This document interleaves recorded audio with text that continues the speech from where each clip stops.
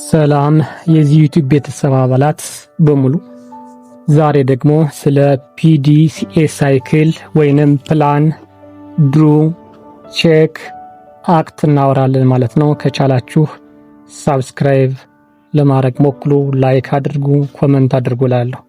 ፒዲሲኤ ሳይክል ወይንም ፕላን ዱ ቼክ አክት ምንድን ነው? ከሁለተኛው የዓለም ጦርነት በኋላ ጃፓን ፈርሳ ነበር። ኢንዱስትሪዎች ወድመዋል። ምርቶችም ርካሽና ጥራት የሌላቸው ተብለው ይፌዙ ነበር። ነገር ግን በ10 ዓመታት ውስጥ ጃፓን የጥራት ተምሳሌት ሆነች። ይህ ተአምር እንዴት ተፈጠረ? ሚስጥሩ አንድ አሜሪካዊ ሳይንቲስት ያስተማሯት ቀላል ነገር ግን አብዮታዊ የሆነ ባለ 4 ደረጃ ዑደት ነው። እሱም ፒዲሲኤ ሳይክል፣ ፕላን ዱ ቼክ ኤንድ አክት ሳይክል ይባላል።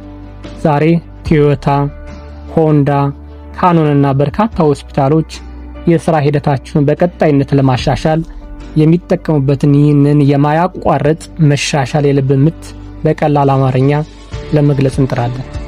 ታሪካዊ ዳራውን እንመልከት።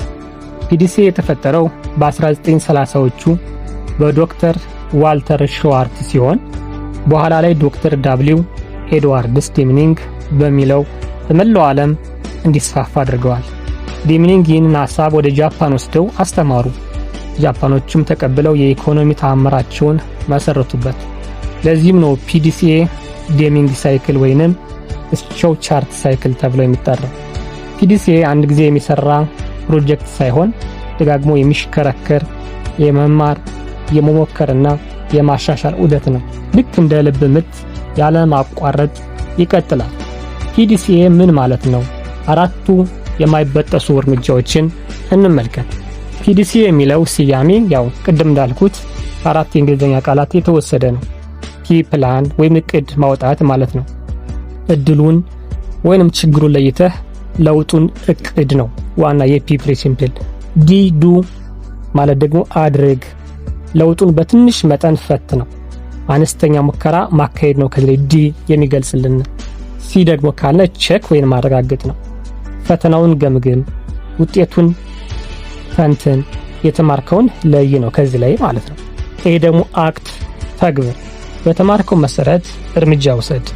የተሳካውን መደበኛ አድርግ፣ ካልተሳካ አዲስ እቅድ ይዘህ ዑደቱን እንደገና ጀምር።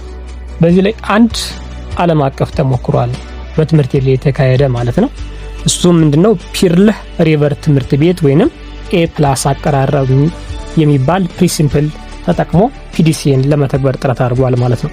በኒውዮርክ ግዛት የሚገኘው ፒርል ሪቨር ስኩል ዲስትሪክት በዓለም የትምህርት ጥራት ማሻሻያ ላይ በጣም የሚጠቀስ ምሳሌ ነው።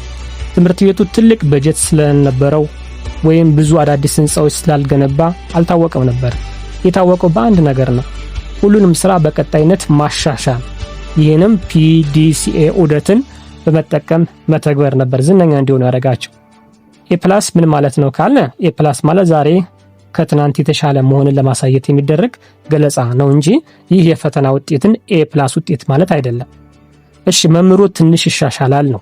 በዚህ ትምህርት ቤት የተካሄደው ፕሪንሲፕል ተማሪው ትንሽ በየቀኑ ይሻሻል ወይም በየጊዜው ይሻሻላል ነው።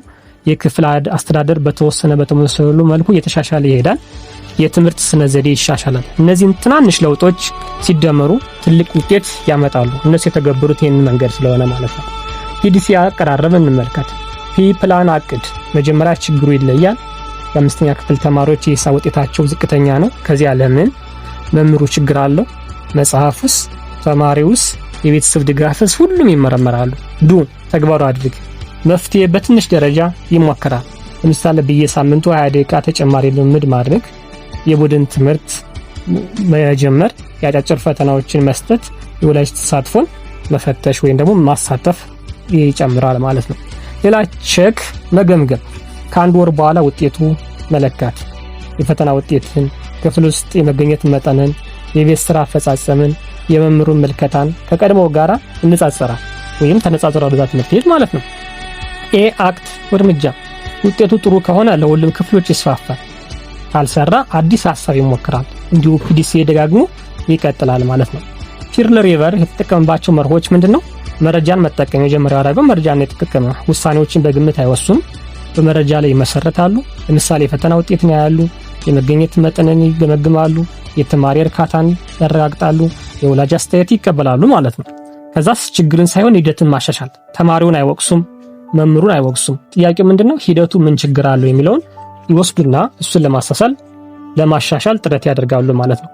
ሌላ የቡድን ስራ ሁሉም ይሳተፋሉ። ከዚህ ላይ ርዕሰ መምህራን ይሳተፋሉ ወይም ተሳትፏል በትምህርት ቤት ማለት ነው። መምህራን፣ ተማሪዎች፣ ወላጆች፣ ሰራተኞች ሁሉም ያቀርቡ ነበር። ትንሽ መሻሻል፣ አንድ ትልቅ ለውጥ አያደርጉም። በየቀኑ 1% ይሻሻላሉ ማለት ነው። ይህ ከካይዘንና ከጄምስ ክሊር የ1% መሻሻል ሐሳብ ጋር በጣም ይጣጣማል። የተገኙ ውጤቶች የፒዲሲኤ እና ኤ+ አቀራረብን በመተግበር ትምህርት ቤቱ ምን ሆነ? የተማሪዎችን ውጤት አሻሽሏል። የመምህራንን ትብብር አጠናክሯል። የወላጆችን ተሳትፎ ጨምሯል። የችግር መፍቻ ጊዜን አሳጥሯል። የቀጣይነት ማሻሻያ ባህልን በትምህርት ቤት ውስጥ ስር እንዲሰድ አድርጎ አስፍኗል። ፒር ሪቫል ኤ+ አቀራረብ ያሳየው ትልቅ ለውጥ ሁልጊዜ ከትልቅ ፕሮጀክቶች እንደማይጀምር ነው። በመረጃ ላይ የተመሰረተ ፒዲሲኤ ዑደት፣ የቡድን ትብብርና በየቀኑ የሚደረጉ ትናንሽ ማሻሻያዎች በጊዜ ሂደት ትልቅ ለውጥ ያመጣሉ። ፒዲሲኤ በግል ህይወት የራስ መሻሻል ልትፈትነው ወይም ልትለካ ትችላለህ። መደበኛ አካል እንቅስቃሴ ለምሳሌ አላደረግም የሚል ችግር አለን እንበል። ፕላን በየቀኑ 20 ደቂቃ አራመዳለሁ፣ ማስታወሻም ይዛለሁ። ዱ ለአንድ ሳምንት ሞክረዋለሁ።